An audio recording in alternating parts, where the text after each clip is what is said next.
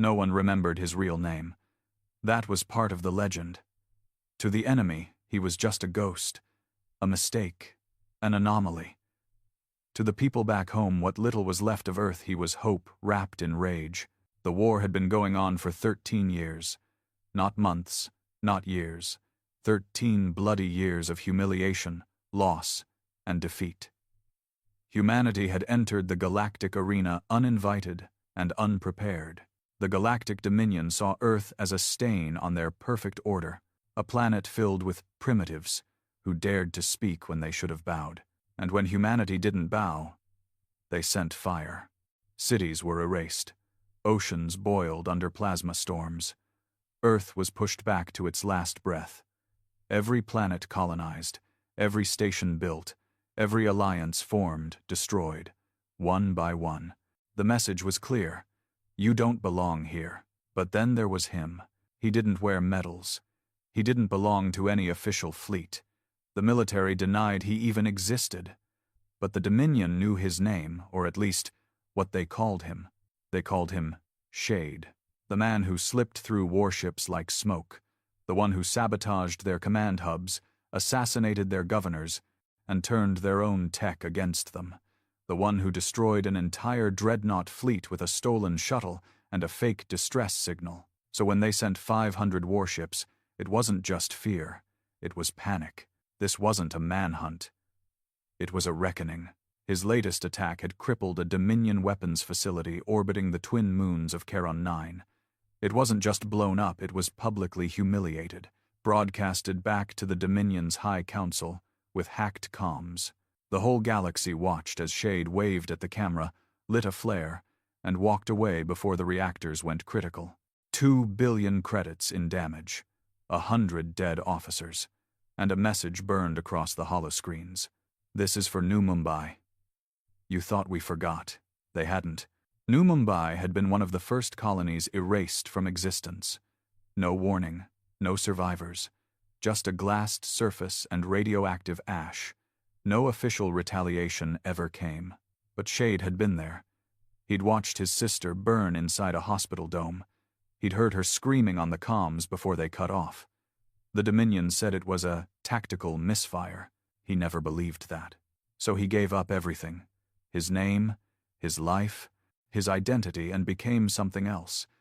Something terrifying. The Dominion tried to keep it quiet at first, pretended the attacks were isolated incidents, that it wasn't one man, that maybe it was a rebel cell, a rogue AI, a glitch, but then their intelligence reports aligned. The survivors kept saying the same thing. Always a shadow, always alone, always human. So the High Warlord stood before the Galactic Court and declared, "Deploy the Armada, all 500, find him, end him." They broadcasted it across every system. Not for strategy, for ego, to show strength. But deep down, they were terrified. Shade watched the broadcast from an abandoned cargo ship floating dead near the Kuvan Drift. Half of the systems on the vessel didn't even work. The oxygen recyclers groaned like dying beasts. He sat in the dark, a single lantern lighting his maps, fingers running along the edges of Dominion territory. He didn't blink. He didn't smile. He just muttered under his breath. 500. That's overkill. He leaned back, let the silence swallow him for a moment, then pulled out a blood-stained dog tag from his pocket. It wasn't his. It belonged to someone long gone. A friend. Maybe the only one he ever had. "Looks like they're taking me seriously now," he said. The ship shuddered. A beacon flickered. Dominion scouts were close, maybe minutes away. He stood up, grabbed his gear, and whispered to the shadows, "Let's make them regret it." The Kuvan Drift was the kind of place even pirates avoided. A dead zone choked with scrap, frozen bodies, and shipwrecks too radioactive to salvage. But Shade thrived in places like this. The Dominion wouldn't waste sensor sweeps here, not unless they were desperate. Tonight, though, something felt off. The ship hummed too quietly. The lights dimmed a fraction too soon. The kind of subtle wrongness that made seasoned soldiers reach for their weapons before they even understood why. Shade stood by the cracked viewport, eyes on the stars that looked like they were holding their breath. Then he heard it, the faint hiss of static. He turned, moving silently through the wreckage-strewn corridor. Every step crunched broken glass under his boots. He paused near the main panel. The ship's emergency systems had flickered to life, but not from damage. No. Someone had pinged the comms. A proximity signal, short-ranged, encrypted. His fingers danced across the broken console. Source detected. Vessel class. Scout frigate. Ident. Dominion tags. Red encryption level. Broadcast. Intrusion level 2. Status. Scanning. Shit, he whispered. He moved fast, ducking under a collapsed beam, kicking open the maintenance hatch, sliding down into the secondary engine pit. From here, he could reroute power, dump his heat signature, even fake a decompression signal to make the ship look like it had already been salvaged. He wasn't just hiding, he was baiting. He wanted them closer. The Dominion scout frigates were fast, light-armored, and full of tech. Perfect for infiltration, but weak to sabotage. If Shade could slip on board one, he could use it to punch through deeper into their space, get closer to the core systems, closer to the Council, closer to revenge. He took a deep breath, closed his eyes, listened. The low thrum of an approaching ship, the pulse of scanning beams. Then, the metallic hiss of a boarding latch trying to lock on. Shade climbed out of the pit, tightened the strap on his gear, pulled the short blade from his side holster, and waited. 2 Dominion soldiers entered first. Standard recon armor. Visors glowed faint blue. They moved like machines, precise, silent, overconfident. That was their weakness. Shade struck before they finished the sweep. He didn't waste time. A throw blade caught the first one in the throat, right beneath the helmet seal. The second didn't even have time to scream before Shade slammed him into the bulkhead, blade between his ribs. They crumpled like paper. He stripped the armor off the second soldier, adjusted the helmet, and checked the onboard datapad. The ship was still in scanning mode, unaware of the breach. Perfect. He slipped into the docking tunnel and climbed into the enemy scout ship like he belonged there. Inside, the crew was distracted. Only 3 left, probably assuming a basic recon op. No alarms, no urgency. Just another backwater sweep for the ghost they all thought was a myth. Shade moved like smoke, like a shadow that knew every vent, every sound, every weakness. He reached the bridge in 5 minutes. The pilot was the first to go. 1 strike to the base of the neck with a stun rod. The nav officer turned too late. Shade grabbed him, slammed his face into the console, and held him down until he stopped moving. The last one tried to draw a blaster, but Shade shot him through the chest with his own weapon. 3 bodies, 1 clean bridge, 1 stolen ship. Shade dumped the heat signature again, disabled the trackers, and initiated a stealth drift out of the Kuvan Drift's perimeter. He switched the ship's beacon to a Dominion cargo hauler ID, scrambled the outgoing pings, and activated silent mode. Now he was invisible. Now he could go hunting. He didn't head straight for the Council worlds. That would have been suicide. He went for something worse, the Maw, a black zone of Dominion-controlled prisons and testing labs. Officially, it didn't exist, but Shade had intel. Tortured screams echoing from underground facilities, civilians snatched from occupied colonies, experiments, reprogramming. His sister had been sent there. He never found her body, but maybe he'd find her name, and maybe he'd burn the whole place down in the process. It took 3 days in hypersleep to reach the edge of the Maw system. He awoke to silence. No music, no alarms, just his breath and the faint buzz of systems running low. He suited up again, rearmed, and checked the Dominion logs. The main facility orbited a dead gas giant. No atmosphere, no light, just a black spire of metal in space. No windows, no hangars, no landing zone. Only a long, retractable elevator system that connected incoming ships to the core of the structure.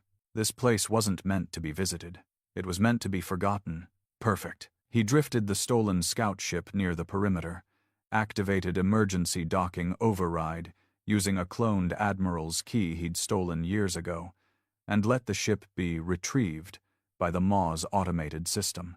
The ship was clamped, locked, dragged down into the darkness. Inside the spire, it was colder than death. No guards greeted him, just scanning lights and auto turrets tracking his every move. He kept his helmet on, kept the false ID active. Every step deeper into the maw felt like walking into a grave. He passed rooms with observation glass, saw prisoners chained to walls, skin peeled from testing, others staring blankly at nothing, mouths stitched closed. The Dominion's version of science wasn't about learning, it was about control. Then he saw her name, not his sister. Not yet, but a name he remembered from New Mumbai, a little girl, Lila. Barely 6 when she was taken. The data file said she'd survived for 4 years, then marked her transformed. He felt his stomach twist. That word transformed meant only one thing: brain rewiring. Turning people into Dominion loyalists using chemicals, shocks, virtual trauma. He scanned deeper, found logs, dozens of names. His sister's name, still marked active subject. Room D4. Lower quadrant. He moved faster now, not thinking, just breathing hard. Rage like acid in his veins. The guards in the lower quadrant didn't stand a chance. They weren't elite soldiers, just scientists with tasers and delusions of importance. Shade silenced them one by one, left them bleeding in corners they wouldn't crawl out from. He found room D4. Inside, it was empty, but not quite. Chains on the wall, medical equipment, a bloody ID badge, and a message scratched into the wall with fingernails. I remember who I am. I remember my name. They can't take that. He will come. I believe that. Shade stood frozen. He reached out, touched the blood-stained words. It was her handwriting. Tears stung his eyes, but he blinked them away. There wasn't time for grief. Not yet. He downloaded all data files, every experiment, every name, then set thermal charges on every core node he could find. If he couldn't save the people, he'd destroy the system. He planted 9 charges, then 1 more on himself, a failsafe, in case they caught him, but they wouldn't. Not tonight. When he walked back into the docking bay, alarms were already sounding. The system had detected sabotage. The spire locked down. Auto turrets spun toward him. Red lights flashed. Doors slammed shut. He ran. Not away from the heart of the base. Toward the fusion core. He needed it to go down with everything else. He reached the main reactor, shot the guards, smashed the override, pulled the emergency coolant rods free. The place began to melt down. He sprinted back to the ship, alarms screaming like dying animals. The turrets tried to lock on. He ducked, weaved, slid into the cockpit, punched the launch, and tore free of the docking clamps. The maw exploded behind him. A silent, beautiful, burning wound in space. And all he said was, for her. He didn't sleep that night. He didn't rest. He replayed her voice from old recordings. Her laugh, her stories, her terrible jokes. He played them on loop. And then he opened the Dominion files. Thousands of them. Executions, experiments, colonies targeted next, and he knew what he had to do. The 500 warships weren't after him just because he was dangerous. They were after him because he made the truth louder than their propaganda.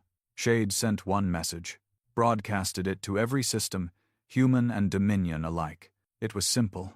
They sent 500 ships to stop one man. They think that means they're strong. No, it means they're scared. They should be.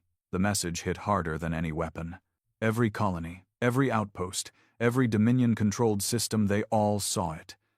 Broadcast on hijacked Dominion channels, Shade's voice echoed across the stars with raw fury and calm defiance.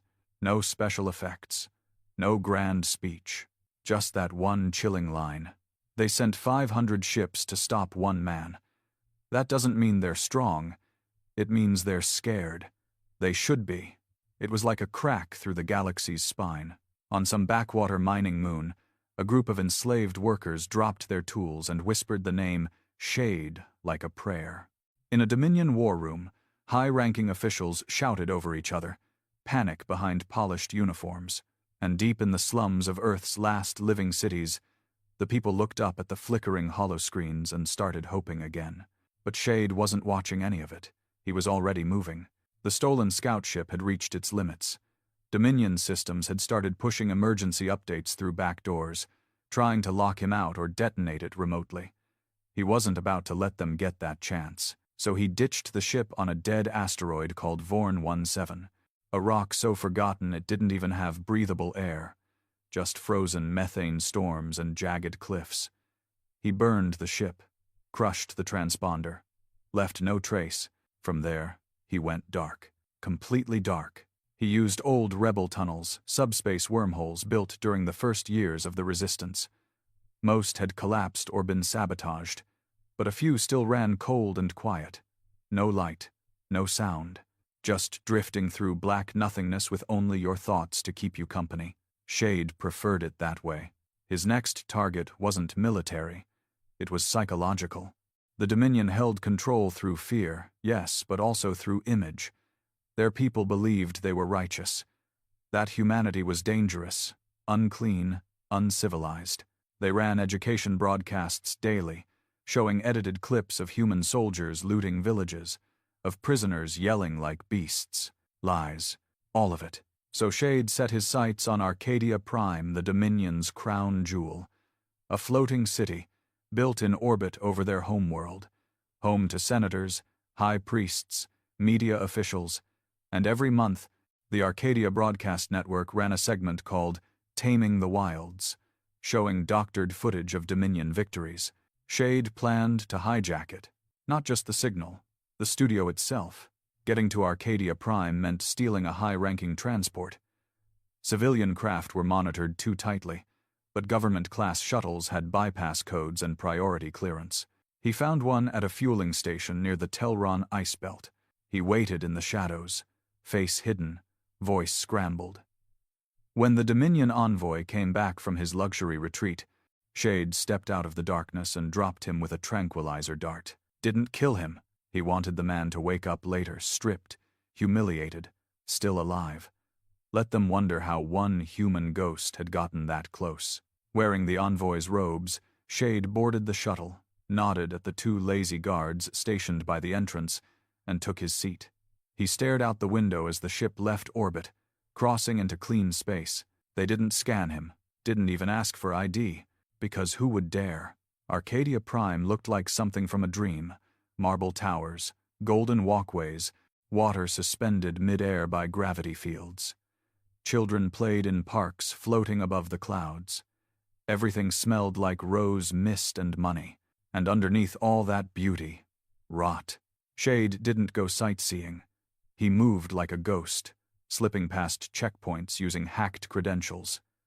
Security on the platform was designed for protests, not assassination. They weren't expecting blood. Not here. Not in the untouchable sky. He made it to the broadcast tower 2 hours before the next live segment. Wore a stolen maintenance suit. Got inside with zero resistance. Then, once he was alone, he pulled the guards' guns apart, rewired the cameras, and set up the feed to link directly to every screen in the Dominion's core worlds. The crew started arriving.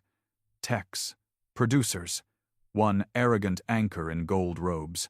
Shade stepped out of the shadows, aimed his weapon, and said, "Smile for the galaxy." They didn't move. He tied them up, muted their screams, and stood in front of the camera. When the clock hit 19, every screen across the Dominion turned black for 2 seconds. Then his face appeared. No helmet this time, no distortion, just Shade. Human, bruised, real. Behind him, the tied-up Dominion crew. Eyes wide, faces pale. He looked straight into the lens and spoke. "You've been told we're animals, that we're violent, that we're wrong. You've been lied to." He paused. "You bombed our cities. You enslaved our children. You called it peace." Another pause. "I'm not a hero. I've done terrible things. But I remember the faces of the people you erased. I remember my sister. I remember New Mumbai. I remember every name you tried to delete. He lifted a small black box into frame, a Dominion data cube, stolen from the maw before it exploded. These are your crimes, names, experiments, executions. He opened the box. The screen flickered and began flashing classified files, images, testimonies, torture reports, civilian death tolls, hidden footage from Dominion officers themselves. It played for 10 minutes, unfiltered, and when it ended, Shade leaned forward and said, "You want to hunt me? You already sent 500 ships. Try 1,000, try 1,000,000. I'm not going anywhere, and I'm not alone anymore." He pulled a detonator from his pocket. The studio behind him exploded seconds later. He was gone before the smoke cleared. The Dominion tried to contain the damage, but it was too late. The message spread faster than light. Pirate channels re-uploaded it. Old rebels came out of hiding. Discontent in Dominion-controlled cities turned to riots. It wasn't a revolution yet, but it was a spark. The High Council called for immediate emergency action. They ordered fleets to regroup, raised bounties, authorized orbital strikes on any system that even whispered Shade's name. It made him more famous than ever. Now, people weren't just watching, they were choosing sides. Back in deep space, Shade regrouped with an old contact, an ex-Dominion intelligence officer who'd defected when they executed his family for treasonous speech. The man had no rank anymore, no name, just a scar across his face, and a quiet fury behind his eyes. He gave Shade what he needed most, a target. There's something called Project Rain. New, quiet, hidden deep in the Ireless Nebula. What is it? Not sure. But it's pulling more funding than any warship program. Some say it's a mind weapon. Others say they're building an army that doesn't feel pain. Where's it based? A mobile facility. They move it every 5 days, but next stop is guaranteed. The gas station moon of Tenros 4. You've got 3 days. What's security like? Think less guards, more monsters. Shade smiled. I've handled worse. He left that night. No goodbye. No backup. The war wasn't over. Not even close. But it wasn't just about revenge anymore. It was about exposure. The more they hunted him, the more they proved his point. They called him a terrorist, a criminal, a ghost. But across the shattered worlds and broken colonies of what used to be human space, they called him something else now. The reminder, the one who wouldn't let them forget. And somewhere, in the cold silence between stars, one of the Dominion warships picked up a trace signal, a human pulse, faint and fleeting. The captain narrowed his eyes and whispered, "We've got him." But he was wrong. Shade had them, and he was just getting started. 3 days. That's all he had. Tenros 4 wasn't a real moon. It was a modified gas mining platform, orbiting a dead blue giant scraped together with steel and desperation, then left to rot once the Dominion automated everything. What remained were hollow corridors, patchwork power cores, and a fuel depot operated by machines too old to care about war. Perfect cover for Project Rain's mobile facility. Shade arrived 22 hours ahead of schedule. He didn't come in fast. He drifted, cold, silent. A small smuggling pod stolen from a junk cartel that owed him a favor. Nothing fancy. No guns. Just stealth coatings, manual controls, and a half-broken gravity drive that coughed like an old man every time it reversed. He'd hidden in these kinds of places before, but not like this. This time, he knew what was waiting. Project Rain had haunted the underground channels for months now. Whispers about something beyond weapons. Something that didn't just kill enemies, but erased resistance, wiped entire towns clean of rebellion not with fire, but with silence. No bodies, no wreckage, just people who forgot they were ever angry. That's what scared Shade the most. Not the guns, the forgetting. He entered the station through one of the old maintenance shafts. No alarms, no patrols. The Dominion thought no one could get in this deep. They were wrong. The inside of Tenros 4 was nothing like the reports. The walls were clean, too clean. rebuilt, reinforced. No signs of old systems, just new Dominion tech fused with something else, something biological. He touched one panel. It pulsed. The metal was warm, alive. He pulled his hand back, breathing hard. This wasn't just a mobile lab. It was a breeding ground. He moved deeper. Cameras watched. But he was careful. Used pulse jammers at every corner. Stepped in shadows. Moved between walls where the old systems still existed. Dominion tech was arrogant, built to scan for violence, not ghosts. He passed through a hallway, lined with glass cells.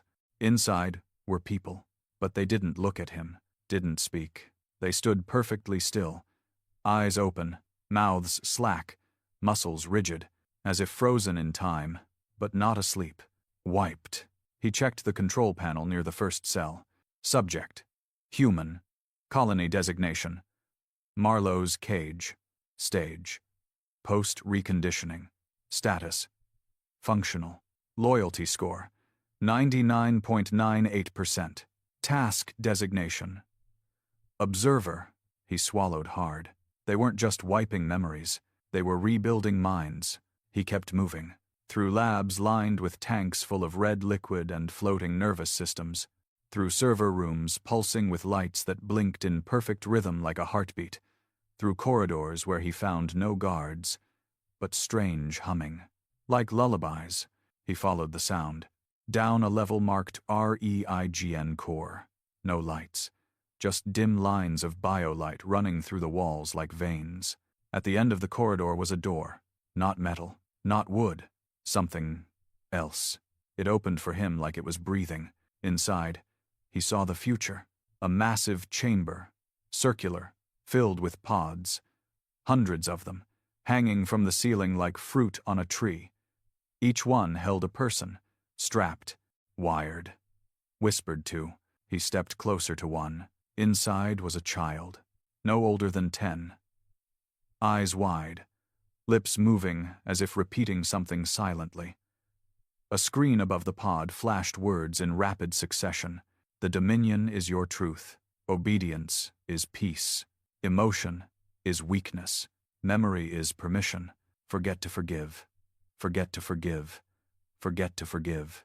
Shade turned away. His hands trembled. He'd seen horrors. He'd caused them. He'd killed, bombed, sabotaged. But this was murder of the soul. He pulled the thermal charge from his back pouch, set it on the wall, activated the timer, then another, and another. He'd planted 6 before the first noise broke the silence. Not footsteps, not voices, breathing. Behind him, he turned fast. What stood at the edge of the chamber wasn't human. At least, not anymore. It was tall. Too tall. Limbs too long. Skin pale and smooth like synthetic fiber, eyes glowing gold. No mouth, no ears, just smoothness where features used to be. It tilted its head at him like a curious animal. Then another stepped beside it. Then 2 more. All identical, all moving in eerie, perfect sync. He backed up, slow, careful. They didn't attack. They just watched. One of them raised its arm and a voice echoed not from its mouth, but from the walls. Female. Soft. Measured. Why resist, Shade? He froze. Who are you? We are peace.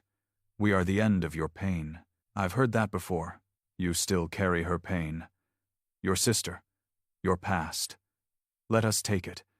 Let us relieve you of memory. He clenched his jaw. No.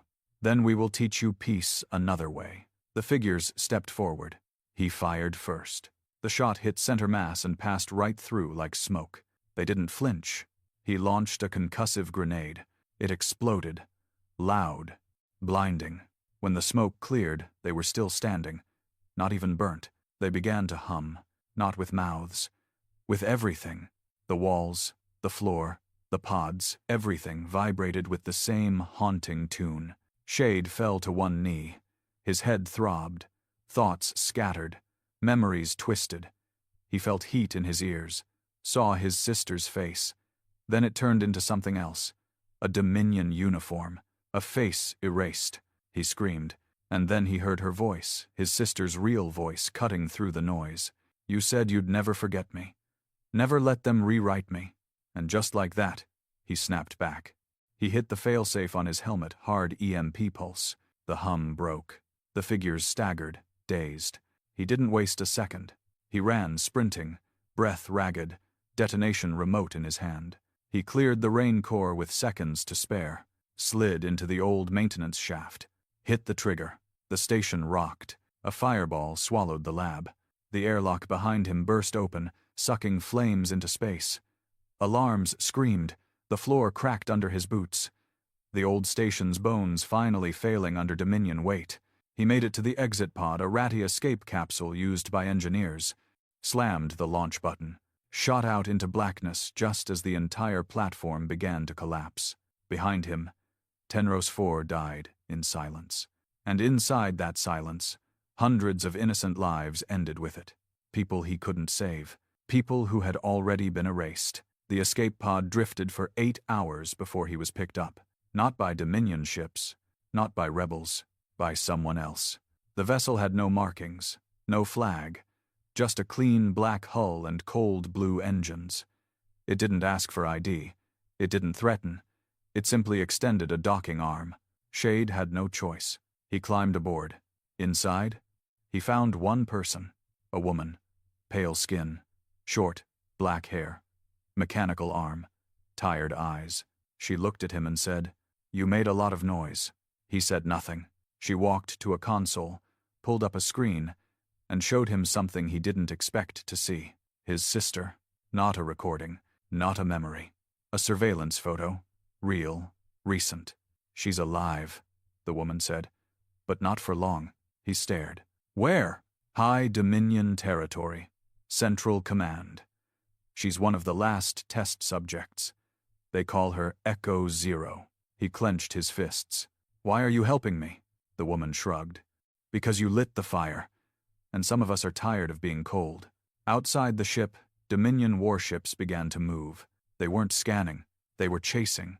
But for the first time, Shade wasn't running. He had a location, a mission, a name, and a chance. They had deployed 500 warships to stop him. Now they'd learn why that wasn't enough. She was alive. After everything, after the screaming comms, after the glassed cities and butchered colonies, after the maw, after the message she left scratched in blood, she was alive. Shade stared at the image on the screen. It was grainy, zoomed from far off. Surveillance, not confirmation. But he knew that face. Even if the eyes were deadened, even if she stood among monsters, even if she wore a Dominion lab uniform and moved like she was someone else now, it was her. He didn't ask the woman how she got it. Didn't ask who she worked for. The trust wasn't there, but the mission was. And that was all that mattered. She said her name was Mira, nothing more. And she said she used to believe in the Dominion once. "I helped build the walls," she'd told him. "Now I'm ready to tear them down." He believed her maybe because she didn't try to convince him. She gave him coordinates, a name, a place he wasn't supposed to know existed. Dominion High Command. Most thought it was on the homeworld. They were wrong. The true Dominion Central Command floated at the edge of the event vortex, a gravitational horror where time and space broke apart. No one went there unless they were summoned. No one came back. It was a fortress unlike any other, built inside a pocket of space warped by artificial singularities, defended by a fleet of warships that operated autonomously AI-driven monsters that didn't negotiate, didn't question, didn't hesitate. And that's where they were keeping her. Echo Zero, his sister. They couldn't just fly in. That would have been suicide. So they drifted. Mira's ship silent, untagged, built for invisibility, moved like a virus slipping through the bloodstream. No heat signatures, no radio. They charted a course through the trash lanes, dead zones full of destroyed drones, mining debris, and corpses left by the Dominion's early expansion campaigns. Each corpse had a story. Some still had name tags.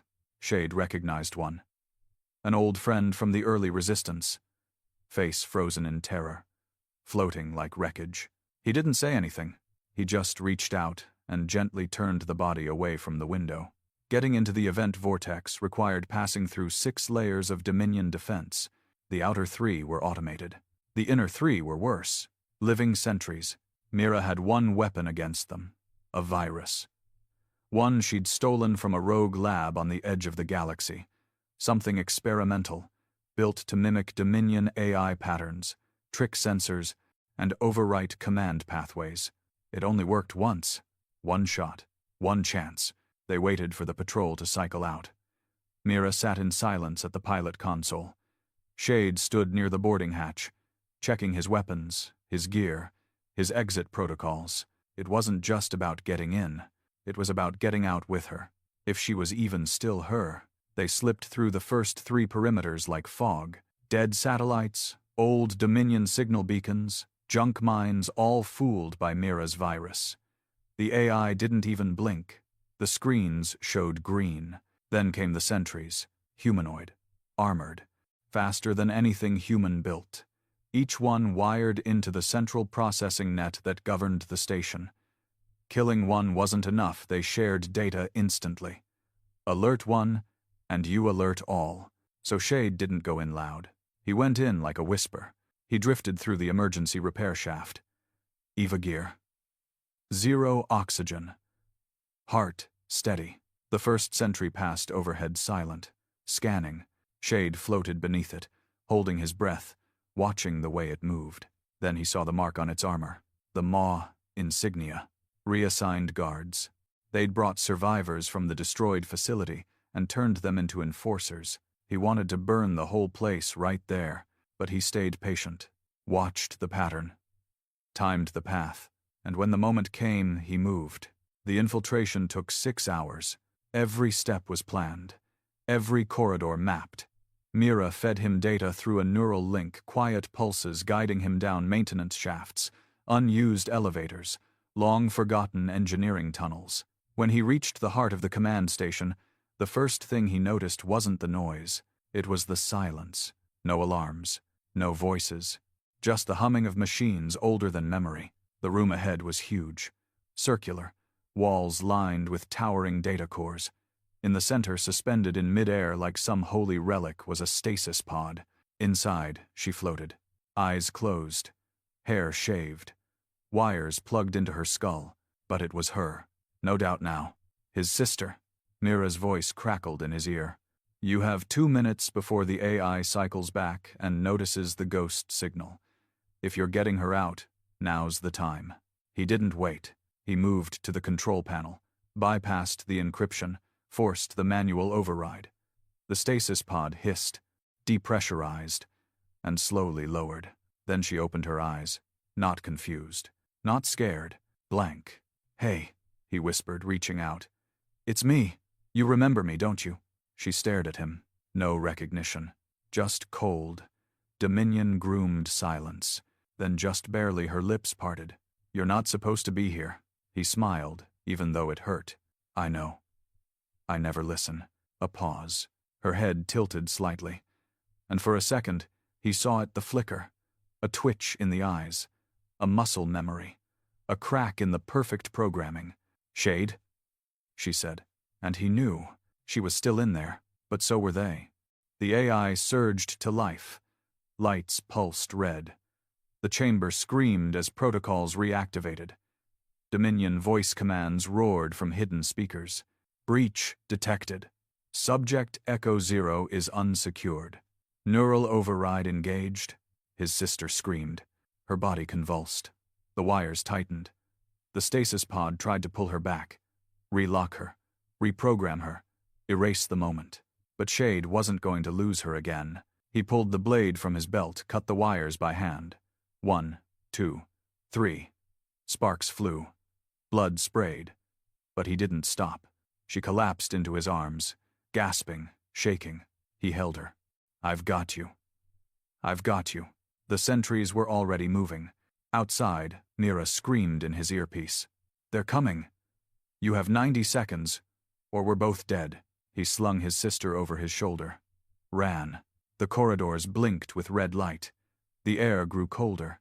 He felt the AI's eyes on him, its voice slithering through the walls. You cannot win. She belongs to us. "You are alone." He didn't answer.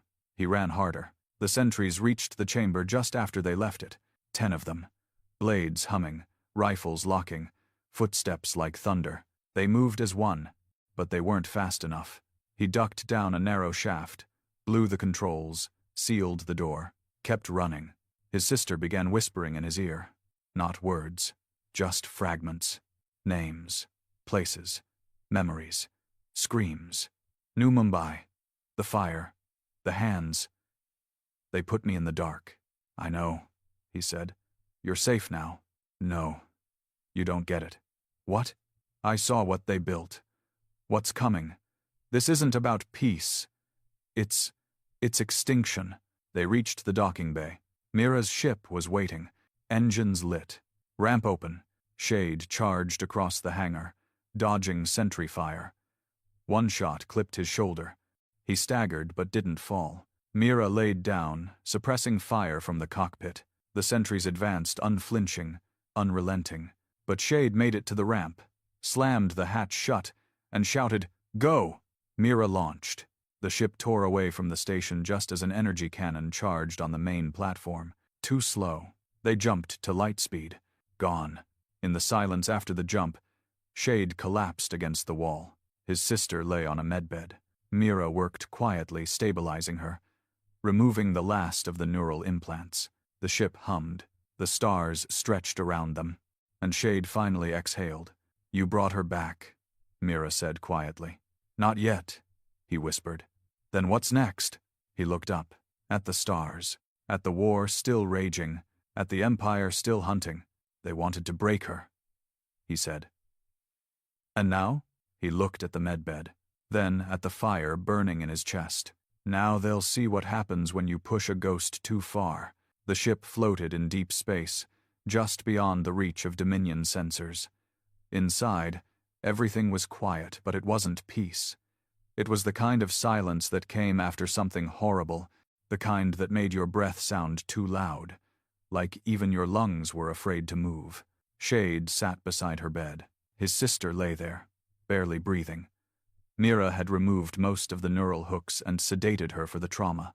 But the damage wasn't just physical. The Dominion had rewritten her thoughts, fragmented her memories, buried her inside herself. Every now and then, her lips would twitch, whisper something broken, "Run," or "Don't let them see," or once, "I didn't forget you." That one almost crushed him.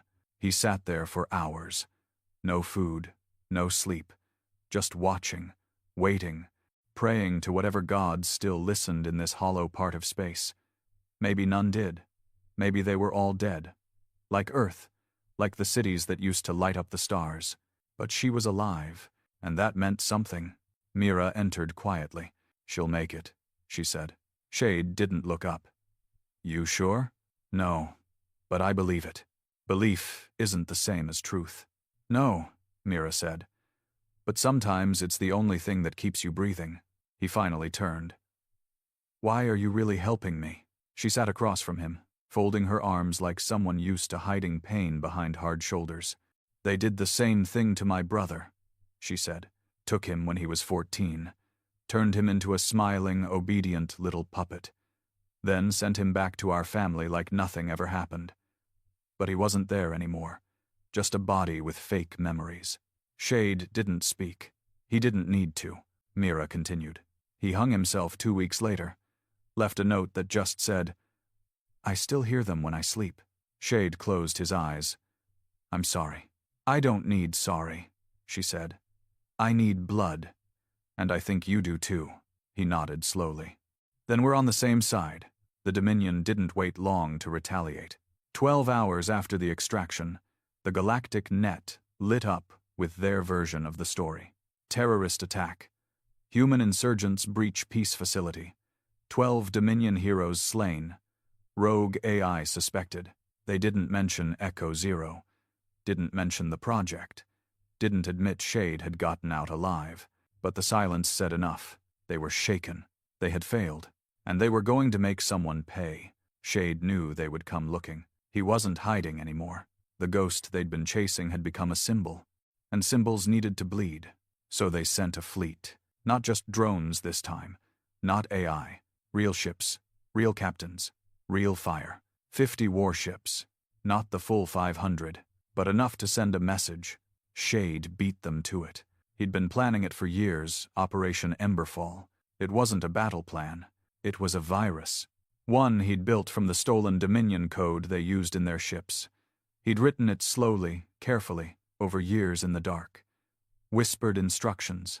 Hijacked systems. Bits of code delivered through garbage signals and forgotten satellites. And now, he activated it.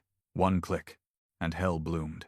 The Dominion fleet arrived outside the orbital shipyard at Altor VI, one of their strongest fuel and repair stations. They expected to find rebels. They expected to show dominance. Instead, their ships began shutting down mid-maneuver. Cannons froze. Engines buckled. Shields flickered. Then, their comms came to life. Not orders. Not distress. Just Shade's voice. You sent war for silence. I brought you fire for the forgotten. Say hello to your past. Then he played it. Recordings from the Maw. From Project Rain. From Echo Zero's pod. Screams. Begging. Children repeating Dominion doctrine through cracked lips. And then, the truth. Visuals. Data. Faces. Files. All of it dumped into their fleet's systems, spreading like wildfire.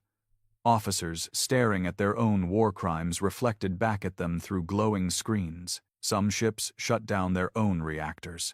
Some turned and ran. A few fired blindly, thinking it was some trick. And Shade? He watched from a distance. Quietly. Eyes steady. Mira sat beside him in the cockpit of the observation ship. They'll kill you for this, she said. I know. They'll declare open war. They already did, he replied. I'm just answering. The fallout was immediate. 3 Dominion admirals were stripped of rank within the hour, publicly disgraced. The High Council swore they had no knowledge of unauthorized reconditioning. But the citizens? They saw the videos. They heard the screams, and once something is seen, it can't be unseen. Riots broke out in 6 core worlds. Old rebels reappeared. Colonies once loyal began refusing orders. Even Dominion troops, some of them started hesitating. A crack had formed in the Empire's spine. And Shade was the hammer coming next. Back on the ship, his sister woke up. Not fully, not clearly, but she opened her eyes. Looked at him, and this time she knew. Shade? He knelt beside her. Hey. Yeah. I'm here. She reached up with trembling fingers, touched his cheek. I thought I lost you. Never, he whispered. Never again. She started crying, no noise, just tears rolling down her face. They're going to try again, she said. You stopped Project Rain, but they have more. They call it Ascension. A full mind wipe. No memories, just programming. Where? I don't know, she said, shaking. They keep it off-grid, hidden. But I remember. A name. The beacon. Shade looked at Mira. Mira was already pulling up every deep net record she could find. Nothing. No location. No schematics. No evidence. But that just confirmed it was real. The Dominion hid their biggest sins under names no one could trace. And Shade had made a career out of digging up things they wanted forgotten. The next phase was personal. He wasn't trying to start a war anymore. The war was already burning. Now, he was going to end it. Not with fleets, not with bombs, but with a message no one could ignore. He reactivated the old broadcast tower on Lyra 5. It was broken tech, barely holding power. But it had one function the Dominion hadn't shut down. Direct neural transmission. A signal strong enough to bypass firewall protocols and broadcast a visual straight into Dominion brain implants used for military orders, command syncing, even civilian compliance notices. He hijacked it, wrote his own message. And this time, it wasn't just words. It was her face, his sister. She looked into the camera. Face pale, voice shaking. But true, my name was taken from me. They called me Echo Zero. But my name is Lena, and I remember. I remember everything they did. She described the labs, the reconditioning, the children, The screams. Then she ended with, "They failed to erase me. But how many others didn't get that chance? If you fight for them, ask yourself, who are you when they take your memories away?" The Dominion tried to cut the signal. They failed. It ran for 11 minutes, long enough to reach every outpost, every soldier, every corner of the Empire. Shade watched the stars that night.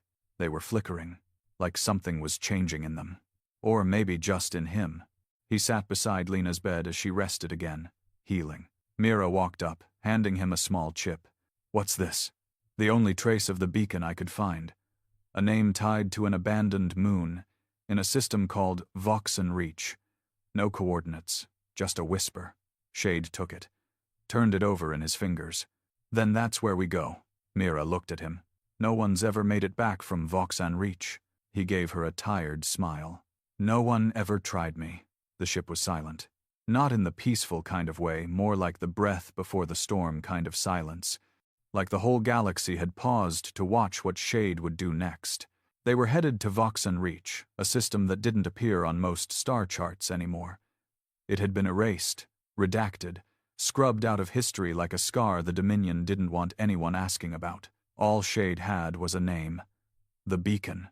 Whatever Project Ascension was, it lived there.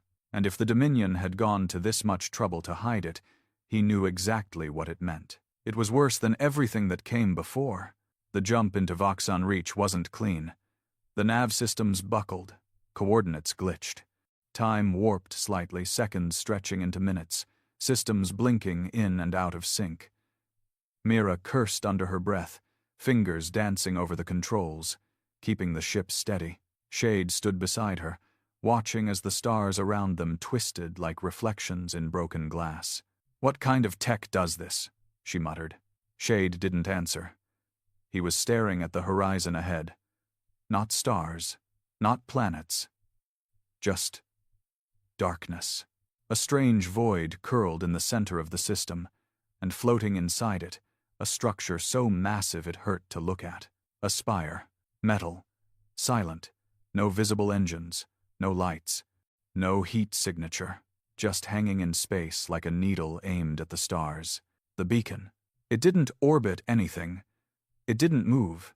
It just existed. Unnatural, unexplained, and deeply wrong.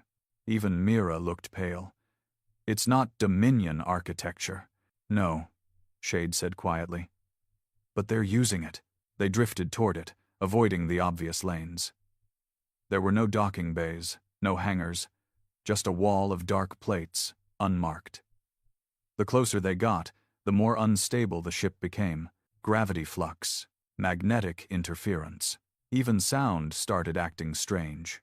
Lena was in the back, silent, holding herself together. Shade had offered to keep her out of this one. She refused. "They took everything from me," she said. "This is mine, too." He couldn't argue with that.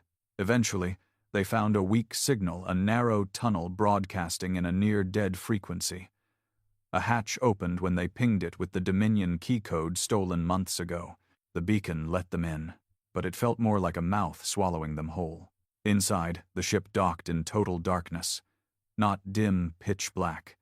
The kind of black that ate light.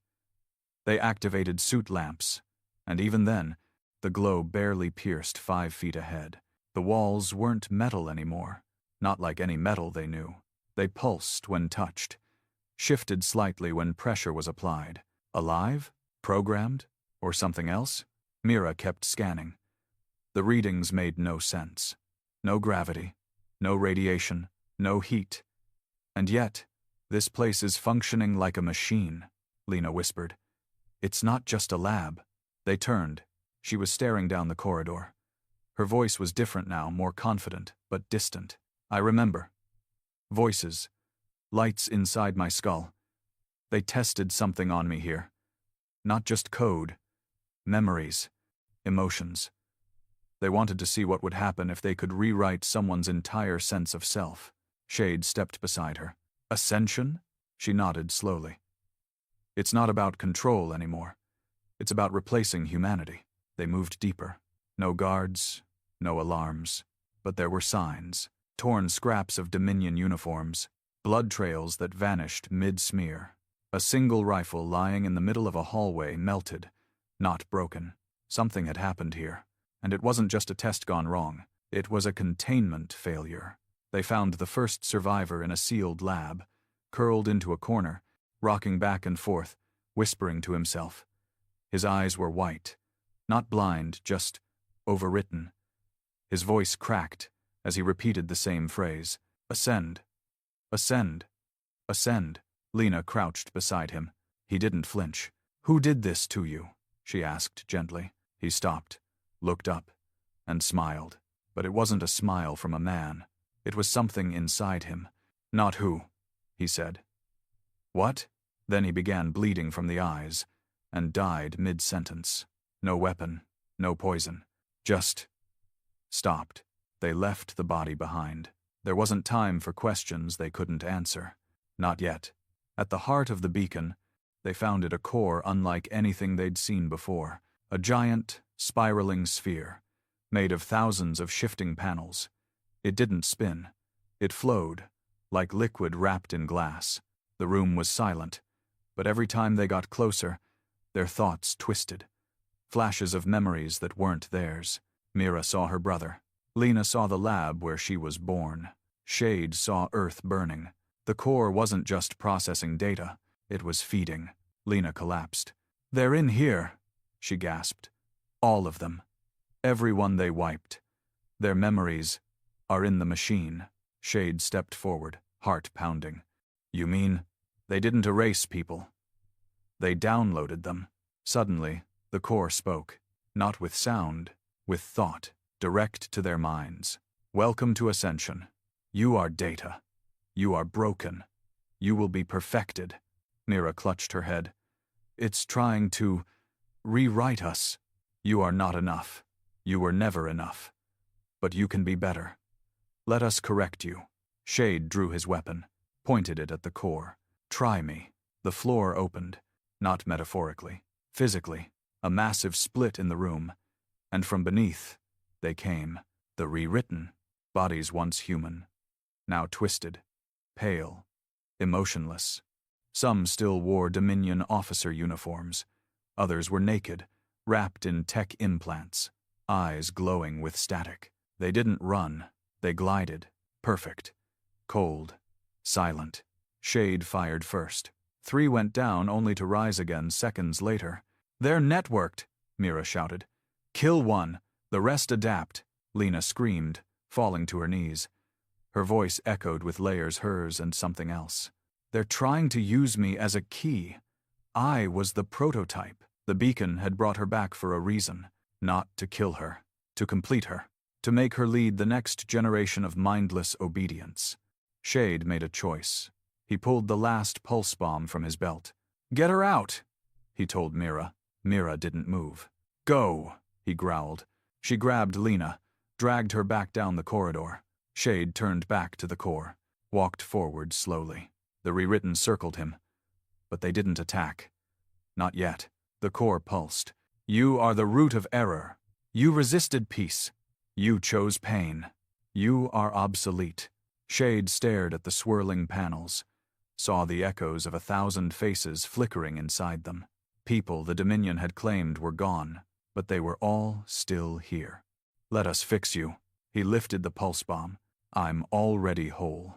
And through it, the explosion didn't make sound, not the kind anyone could hear, but inside, the structure screamed. Panels shattered, lights cracked, the connection shattered, the rewritten collapsed mid-step, and the core died. Shade barely made it out. Mira had to drag him into the ship. Lena sat slumped in the seat, shivering, whispering her own name over and over again like it was the only thing keeping her real. The beacon cracked behind them. Not just physically, conceptually, something inside had failed. Something that couldn't be put back together. They jumped, back into real space, into the stars, into the chaos, because the Dominion was burning. The rebellion was now spreading like a virus. Colonies once silenced were rising. Old flags were flying again. And Shade? He sat in silence, his hand clutching Lena's. Mira piloting with blood on her knuckles. The war wasn't over, but something worse than war had just been stopped. And Shade knew the truth now. The real fight wasn't about domination. It was about identity, and the right to hold on to your own mind. The fall of the beacon echoed across the stars. It didn't explode in fire or fracture into space dust. It collapsed inward like it gave up existing. The technology had never been made by the Dominion. That much was clear. It was something older, alien, maybe even beyond what humanity was meant to touch, and they had tried to harness it anyway. That was their mistake. Now it was gone, and Shade had survived it. The transmission went out 3 hours later. Not from him, not from Lena, but from the Dominion itself. A public declaration. We confirm that Project Ascension has been compromised by enemy forces. A full investigation is underway. The human terrorist known as Shade continues to threaten the stability of peace and progress. He is to be captured or neutralized immediately. They didn't mention the beacon. They didn't mention the rewritten. They didn't mention Lena at all, which meant they were scared. Really scared. Shade, Mira, and Lena didn't hide after that. They didn't run. They answered. The next 6 days became legend, not because of one battle, but because of 10. Target by target, they moved through Dominion space. A fleet depot here, a satellite control center there, command stations, data vaults, transport routes. They didn't destroy everything, just enough to choke the system. And at every site, they left a message. You tried to rewrite us. Now we rewrite you. The people noticed. Whole colonies turned. Military defectors leaked files. Security commanders went dark. In the outer systems, Dominion governors were overthrown by their own citizens. Not for Shade, but because of what the Dominion had become. Shade was never on camera, never held a press conference. He didn't need to. The idea of him did more damage than any weapon. But he wasn't doing this for fame. He was doing it because he'd seen what came next if the Dominion stayed in power. And he wasn't about to let them take another sister, another brother, another soul to feed their machine. On the 7th day, the Dominion struck back, hard, a massive counter-operation called Crimson Silence. They sent 300 warships. Not just for Shade. For everyone. Rebel systems, neutral colonies. Even supply chains rumored to have once traded with a sympathetic faction. It was a slaughter. Unarmed outposts turned to ash. Civilian cargo carriers vaporized. Entire moons erased as warnings. And above it all, the new face of the Dominion emerged. Executor Thalos, a man with no past, no known history, just a record of loyalty so perfect it bordered on mechanical. He issued a statement, calm and cold. Humanity must be restructured, reborn, purged of corruption. Beginning with him, we will not hunt Shade anymore. We will destroy everything he ever touched. Shade watched that message in silence. Lena sat beside him, staring at the screen with dry, focused eyes. She wasn't the same girl from the lab anymore. The fear was gone. They hadn't broken her. They'd sharpened her. They're coming for us, she said. Shade nodded. Good. We can't outrun 300 warships. I'm not outrunning them. He turned to Mira. Are the mines in the Telos field still operational? Her eyes widened. Yeah, but that whole zone's a death trap. Half of it's full of dormant defense AI and old war debris. No sane fleet commander would follow us in there. He stood, loaded his weapon. They're not sane. They're angry. The plan wasn't clean. It wasn't even a plan. It was a trap made from old bones, a graveyard no one visited anymore. The Telos field had been the site of one of the bloodiest battles in early Dominion expansion before they wiped it from records. Hundreds of thousands had died there. The war tech left behind was considered cursed, but Shade didn't believe in curses. He believed in using what they tried to forget. They arrived first, mapped the mines, reactivated what defenses they could, planted pulse triggers in dead ships, refitted reactor cores with remote detonators. Even the old debris fields became weapons, slingshot traps, cloaked charges, solar flare bait. It was dirty work, desperate, perfect. Because Executor Thalos came in exactly as expected, fast, angry, and without mercy. Shade watched from the shadows as the first 50 Dominion ships entered the Telos field. They didn't even scan. Didn't expect a human to fight them here. They were wrong. The ambush was chaos. Old automated cannons came back to life. Mines tore apart capital ships. Gravity traps sucked down their engines. Cloaked drones overloaded with fusion cores exploded inside their formations. Shade struck from the heart. Flying an ancient corvette, patched with Dominion tech, he weaved between cruisers, launching sabotage pods that fried their control systems mid-flight. Mira, in a backup craft, baited fighters toward blind zones, where they crashed into debris clouds. Lena coordinated the defenses. Her stolen knowledge of Dominion code made her the perfect counter-programmer. She didn't just jam them, she turned some of them against each other. It wasn't a massacre, but it was a warning. Out of the 300 ships that entered the field, 198 never came out. Executor Thalos survived. Of course he did. His flagship retreated with 20 others, limping, bleeding, humiliated. But he didn't send another message. He didn't make another speech. The Dominion went quiet. And when an empire goes quiet, it's not because it's at peace, it's because it's afraid. 2 weeks later, Shade stood on the surface of a reclaimed colony called Elisar 9, a planet that used to belong to the Dominion, now a stronghold of free systems. Run by no government, no council. Just survivors, rebuilding in their own way. People gathered to see him. Not as a god, not as a soldier. Just as a man who did the one thing everyone else was too scared to try. He walked among them, worn but standing tall. Lena beside him. Mira trailing quietly behind. They weren't done, but they were alive, and the galaxy had changed. That night, Lena sat beneath the stars. Shade joined her. Sat in silence for a while before speaking. "You all right?" She nodded. "I'm starting to feel like myself again," he smiled softly. "That's all I ever wanted. I remember now," she said. "What they tried to make me. What they erased. I'm not who I was, but I'm still me. That's enough." She turned to him. "What happens now?" He looked out at the stars. "At some point," he said, "the Dominion will come back. Maybe not tomorrow, maybe not next year, but they'll try again. Somewhere, somehow." She waited. And when they do," he said, standing, "someone has to remind them why they failed." The next day, Shade disappeared again. No one saw him leave. No speech. No ceremony. Just gone. Some say he died. Some say he's out there still slipping between systems, watching, waiting. Others say he started something bigger. Not a rebellion. A resistance of the mind. An idea. The kind that can't be rewritten, reconditioned, or erased. The kind that survives. The kind that wins. Final words of the Dominion's most wanted. They deployed 500 warships to hunt one man. They tried to erase his name, his voice, his sister, his planet. But what they couldn't understand was this. When you try to silence a memory, you only make it louder. I'm not a hero. I'm not a legend. I'm not a ghost. I'm just human. And that was always enough.